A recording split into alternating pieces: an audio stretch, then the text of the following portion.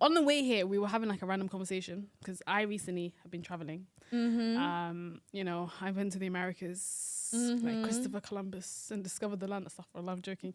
But I was just like, you know what's really interesting? That like, it's really fascinating to see Somalis in different parts of the world because I get to travel a lot. Yeah. Right? And be like, yo, it's the same culture, but different. Yeah. Everywhere I've been. Yeah. And I was like, and of course that's very normal in the sense that like, we are as a byproduct impacted by like our society or environment.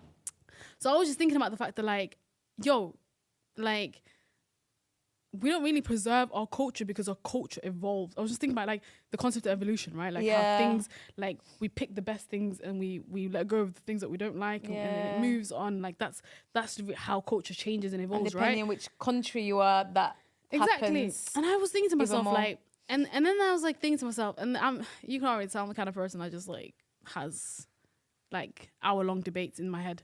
And I was like, yo, so actually would that mean that if Somalis like grew and like stayed in these parts of the world and were isolated for centuries, like that we would all develop completely different cultures and norms?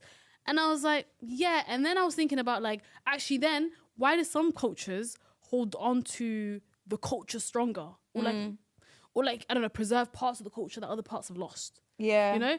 Anyways, yeah, it raised all these questions, innit? And I thought, you know what? I feel like Nadia would be a good person to talk to about this. That's you really sat there and you thought, yeah, that girl's gonna be interested. I was like, she gonna be well interested in this conversation. Yeah, well, technically, you do live in my head, rent free. So that's so true. So like 99% of the time, everything we do is like, well, with something. Exactly.